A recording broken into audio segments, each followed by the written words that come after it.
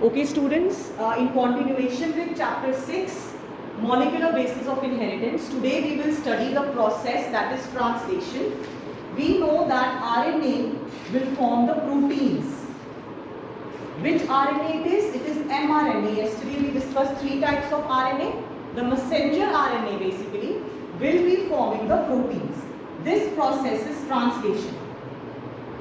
So first of all, to understand that how the proteins will be formed, there is something, the concept of genetic code.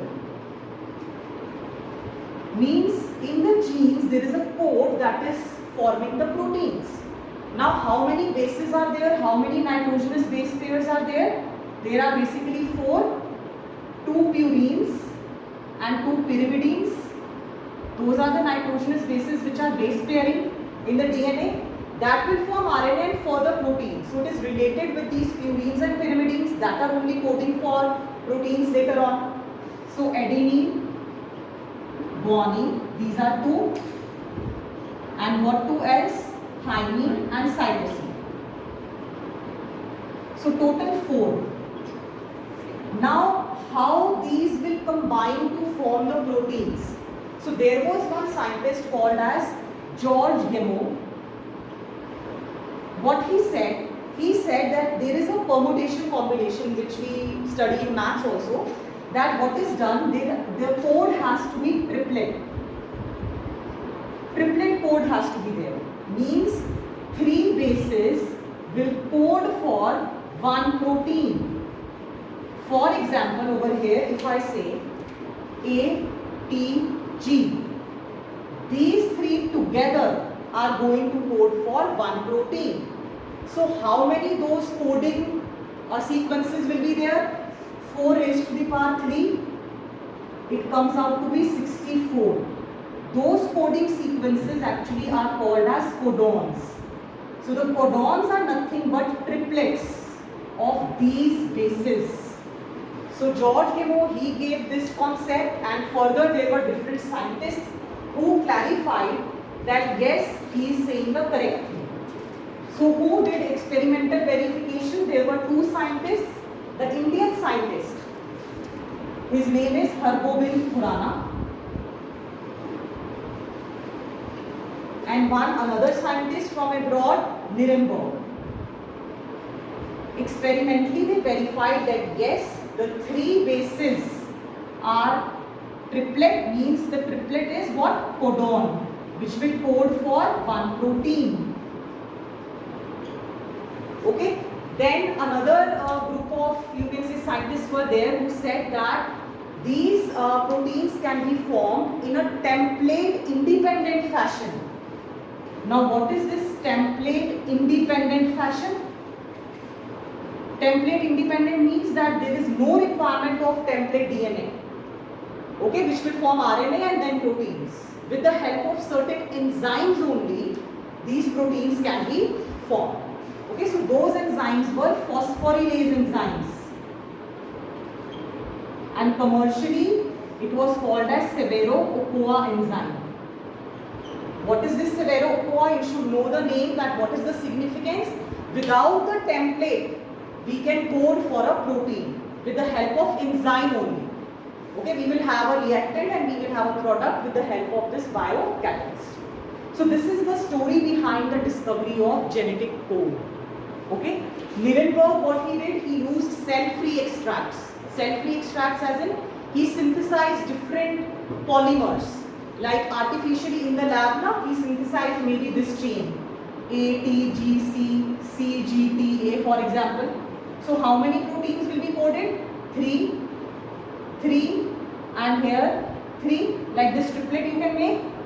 This will code for 1, another. So 3 proteins will be coded out. So always have the reading frame like this. Just select out 3 triplets.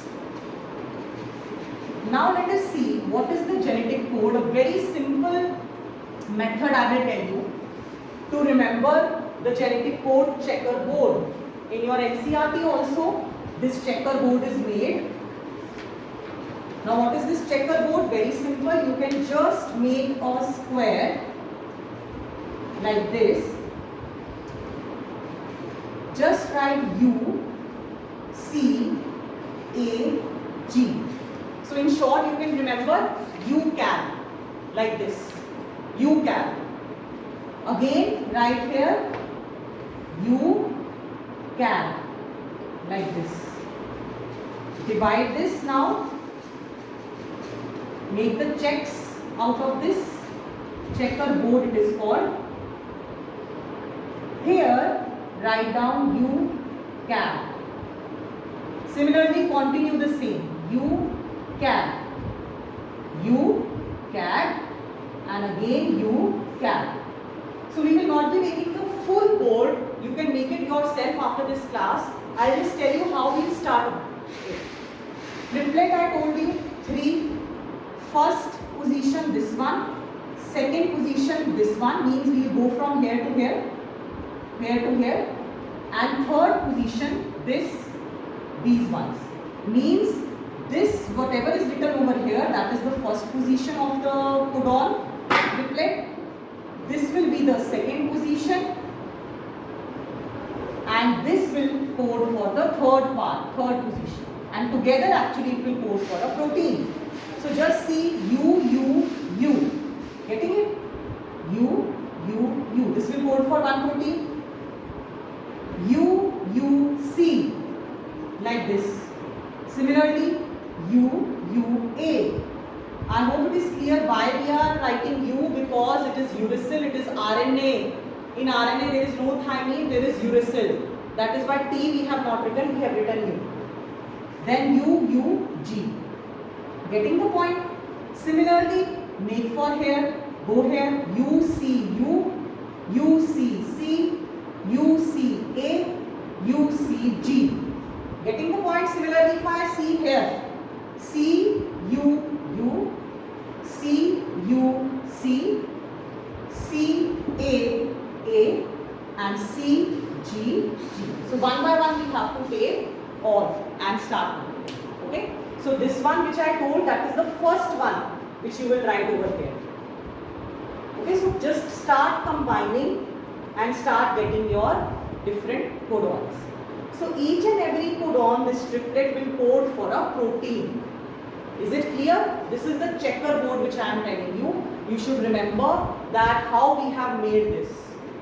Now another important thing is, what are the features of genetic code? Very important MCQ also, and for your subjective also. For both, it is important. So first and foremost, genetic code is unambiguous. It is degenerate. It is universal. And it can have dual functions. Okay, these are the main functions or characteristics rather of genetic code. Unambiguous means, listen carefully, that a single amino acid, okay, or a single basically code, single codon will code for a single amino acid. What it means, that if there is this codon na, UAG, it will code for one amino acid. It cannot code for two amino acids. No. It is obvious, it will not code for two, it will only code for one amino acid. That is, it is unambiguous. Then it is degenerate. What degenerate means? Opposite of this. Means a single amino acid can be coded by more than one codon. Please understand these two things. UAG will only code for, there is one stop codon. This is stop codon actually. Okay. So it will code for nothing. It is stop codon. Let us take another example, AUG. It will code for amino acid methionine. So means this code is coding for only one amino acid. But methionine can be coded by another codon, that is AGU.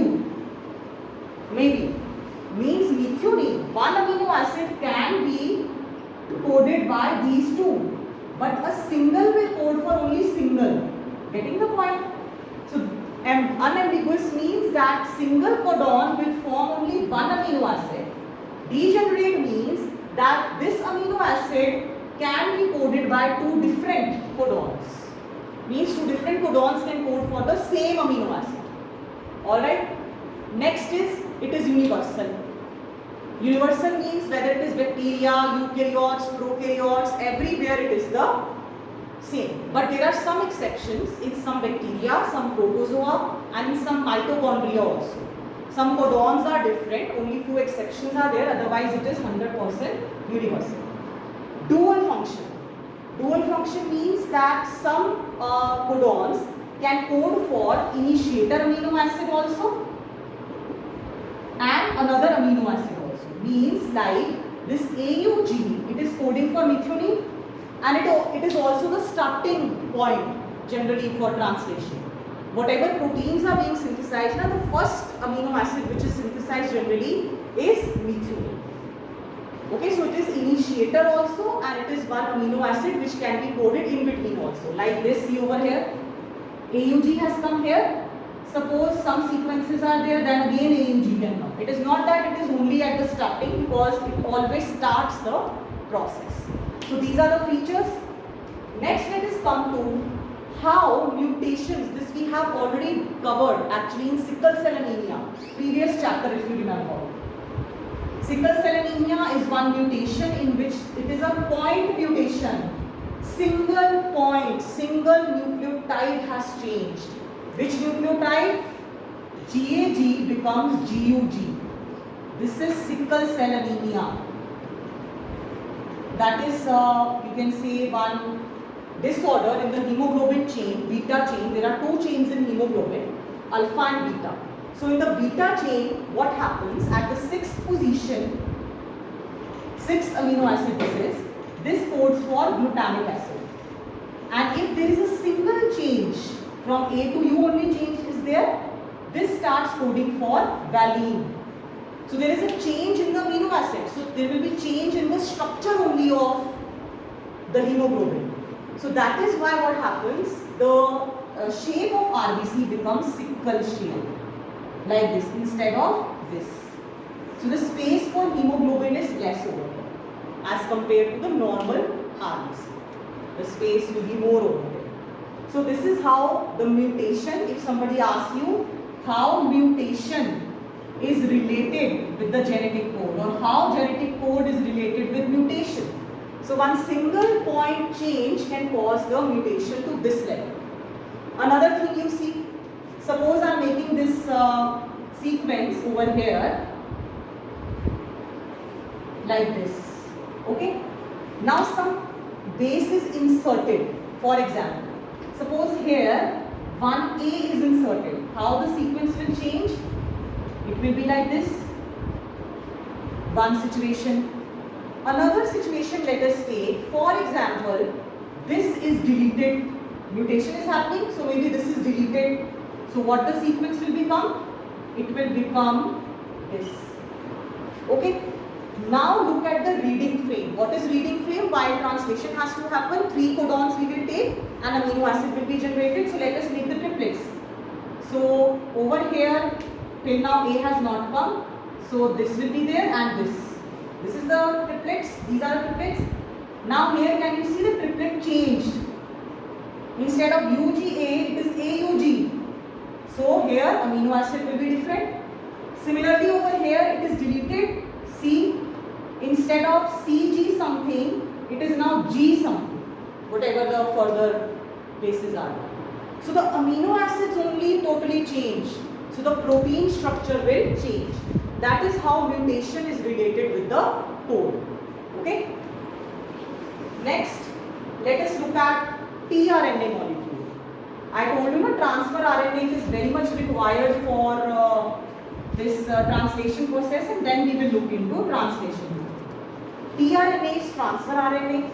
What type of structure it is having? You can look in your NCERT, something like this, brown, and one this way it is going and this way it is going. Okay. Now this will be attached to the mRNA.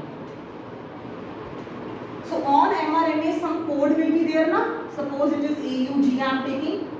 That is codon. opposite end of this tRNA will be having opposite sequence because it has to base pair.